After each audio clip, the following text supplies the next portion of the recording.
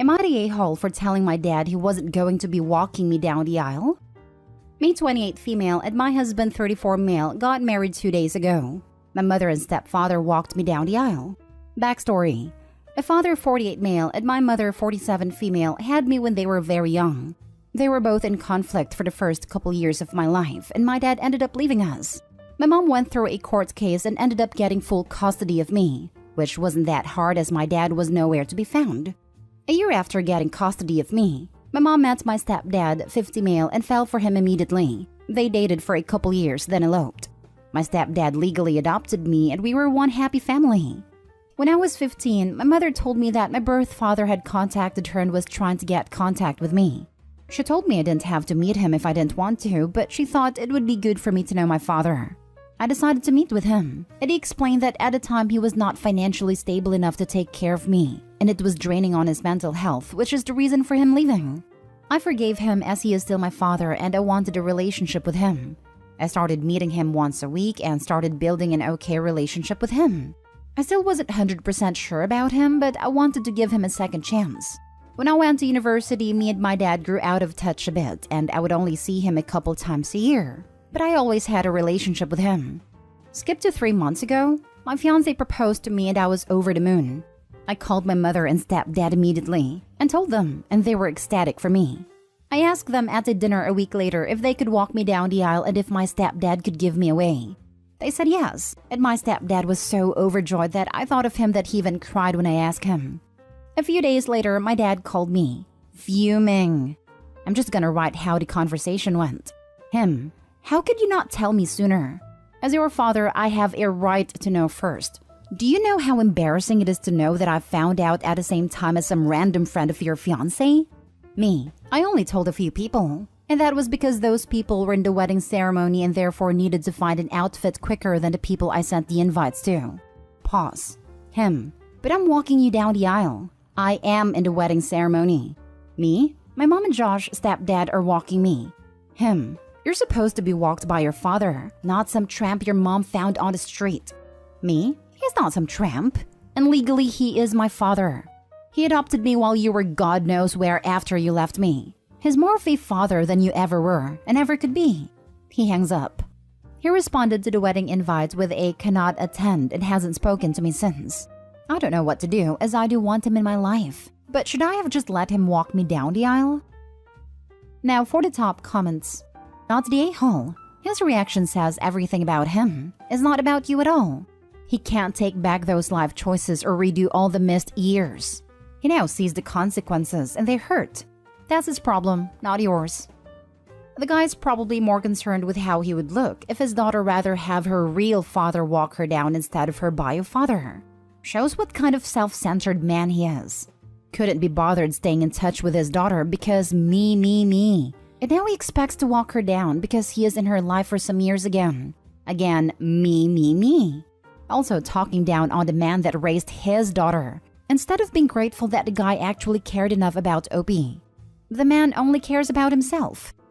Not the a-hole. Your birth father chose to leave you and only got in touch when your mom was done with the difficult parts of having a child.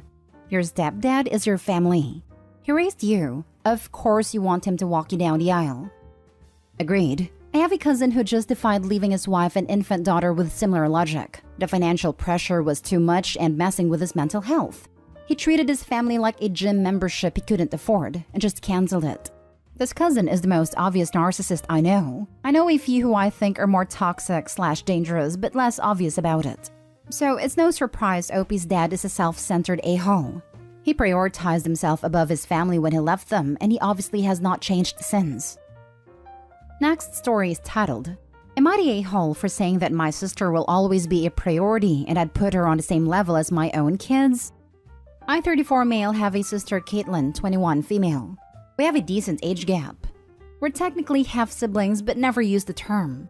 Her dad left her before she was born and our mom died when I was 22 and Caitlin was 9. As I essentially helped my mom raise her, I gained custody and continued to raise her. I adopted her when she was 12, and while we do still refer to each other as brother and sister, she will always be my first kid. I changed her diapers. I started clothing and feeding her long before our mom died as our mom needed help financially. I was there for every nightmare, temper tantrum, survived the hormonal teenage years. She's my kid. No doubting that. Caitlin is at college now, but she still lives with me on breaks. I've been dating my current girlfriend, Abby, 32 female, for 8 months now. We've began talking about the future, what we see for ourselves, etc. I mentioned that it was important to me that Caitlin always had a home with me, that I'd always want a room set aside for her, etc. Abby was somewhat hesitant and asked why. I told her that if anything happened, I'd want Caitlin to have a safe place to land. Abby doesn't like that. She asked what happens when we have kids. I said I could care for all of them, but Caitlin is my first kid and should be a priority. Same as the rest. I do the same for any kid we had. Abby got pissed and said our kids would be my real kids and they should come before Caitlin. I refused. She told me this was wrong and I'd be a horrible father if I acted like this. Our hypothetical kids deserved better, etc. Am I the a-hole? Info. Buy a room set aside for her. You intend to have separate rooms for every kid you take care of? That can get unwieldy very fast. If you're saying that you want a general guest room that Caitlin can use anytime she needs it, that's one thing. But her own room that's only for her when she's now an adult and theoretically wouldn't be living with you? That seems a bit of an overkill. Most people can't or won't do that for their adult children. Because, well, they're adults. Yeah, it'd be more like a guest room. Though, of course, my biological kids will also have their own rooms to fall back on. It sounds to me that you and your girlfriend have had a major miscommunication about all this then. The girlfriend didn't object to having a room set aside. She objected to the very idea that Caitlin would have a place of equal importance and similar character in Opie's life to their hypothetical future children. I don't think that's a miscommunication. Not a-hole. This is the red flag you need to move on. This isn't someone you want to build a life with. Here's the thing. Opie really needs to think through what does it mean to have a room dedicated to an adult. Not now, but at some point, in your home.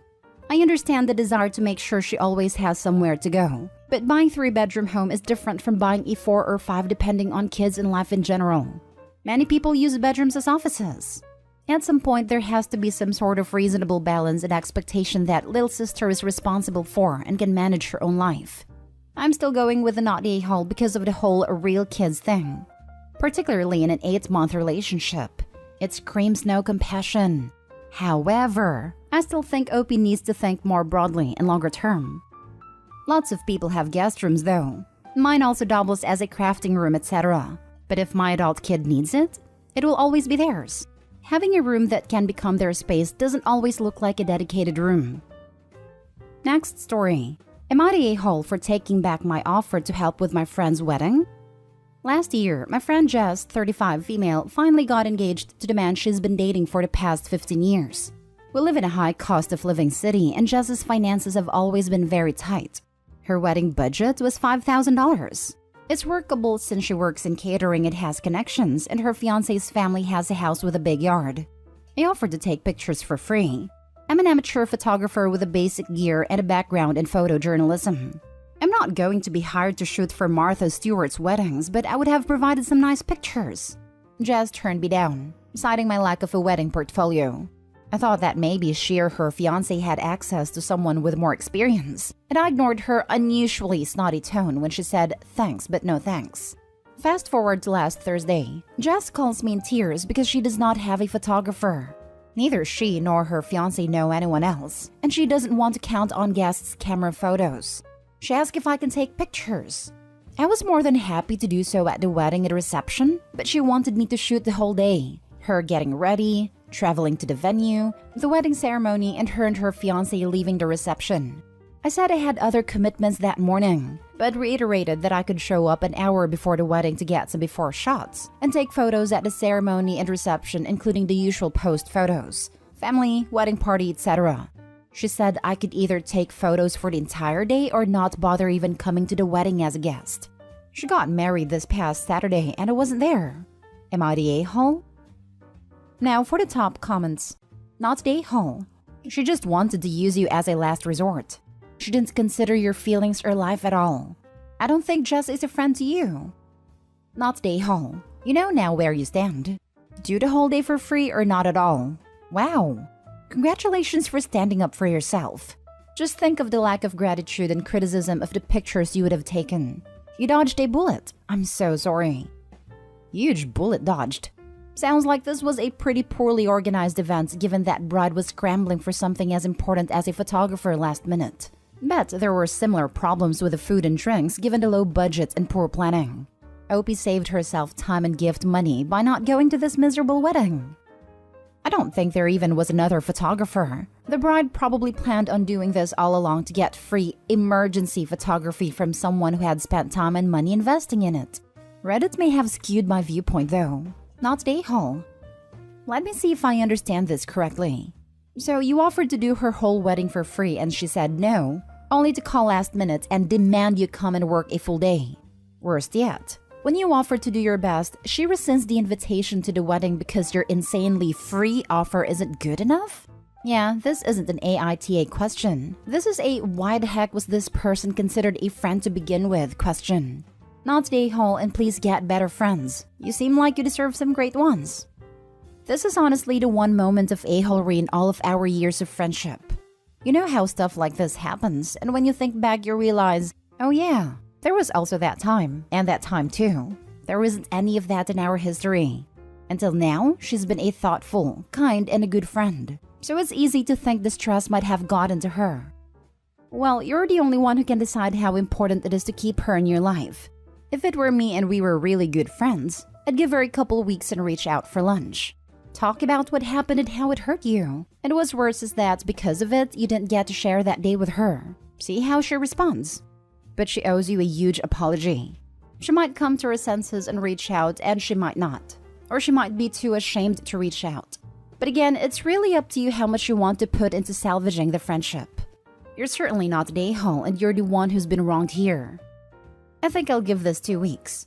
If she reaches out to me to talk, I'll definitely meet up with her. I'll figure out how I feel about reaching out if I don't hear from her in that time though. Now, for the last story. Am I the a-hole for helping my sister elope and giving her my grandmother's special ring? Some background to help understand the family dynamic. My 22, parents aren't understanding people. Dad, 57, is significantly worse. He thinks his way is the correct way and we always need to learn from him. He's very, very close to his siblings, especially my Uncle Peter, 60, and always likes to take their opinions.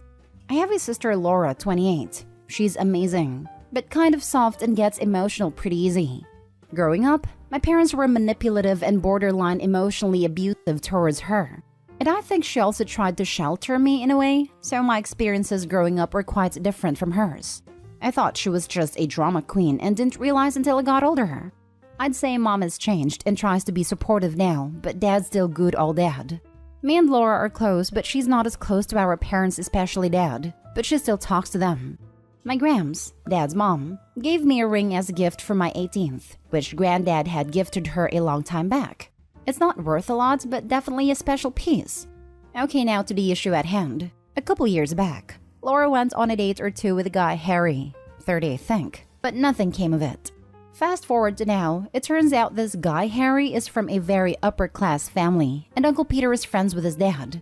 I guess at one point Harry mentioned to him that he went on a date with Laura and Peter and his wife pretty much lost their minds, trying to get them back together and other nonsense. Meanwhile, Laura's been with Jack, 34, for over a year now and they're serious. Dad, of course, sat Laura down to convince her that Harry is the one. Also, a side note, it's not like Jack is unemployed or something. He's an attorney and has a good background. I know there was a massive argument between all of them after Laura found out that Dad had literally gone to Jack and told him to leave her. Jack brought up the idea of eloping. I encouraged it, and Laura agreed. Me and a few others from Jack's side helped them set up everything and get a marriage license, and I gave Laura Graham's ring as a happy elopement gift. I did tell Mom vague details on what was going on, but Dad and Peter and company found out a few days ago. It's been a mess since then. Apparently, Uncle Peter's embarrassed and doesn't have face in front of Harry and his family. Dad's upset at me for helping them, but more so because I gave Graham's special ring for something like this. He said one of us could have at least told them beforehand and not created the situation now. I won't even get started on what's going on within the extended family. Was I the a-hole for helping them elope and also give Graham's ring away? Some people are saying I shouldn't have brought myself into Laura's drama and my aunt actually said giving the ring away was the same as stealing it. Am I the a-hole for helping my sister elope and giving her my grandmother's special ring? You are a great sibling, not the a-hole. See also, am I the a-hole for making sure that at least one member of my sister's family cares about her as a human being and not just a way to consolidate power with another family? Not the a-hole. It was gifted to you. Sounds like a family heirloom, but seeing as Laura is your sister, it stays in the family too. It's way less risky to gift heirloom jewelry to the women in the family. I'll never understand a passing to the male side, and then there's major drama after a divorce.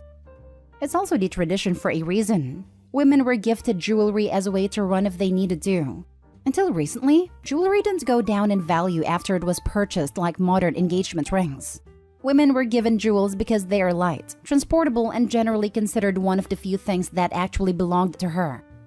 I mean, not they had to help them. They were going to do it anyway, and all people here have been adults for a long time now. Also, the ring is yours and you are giving it to stay in the family, not to someone from the outside. I'm wondering though in which century you are all living, in which a dad tries to arrange a marriage and the only way out your sister and her boyfriend can think of is eloping. I'm assuming because of the names, and no note saying English is not your first language, that you are living in an English-speaking country, so arranged marriages are not a thing. I mean, we live in the 21st century, but my dad and his family probably live in the 15th. They've always been all about status and stuff.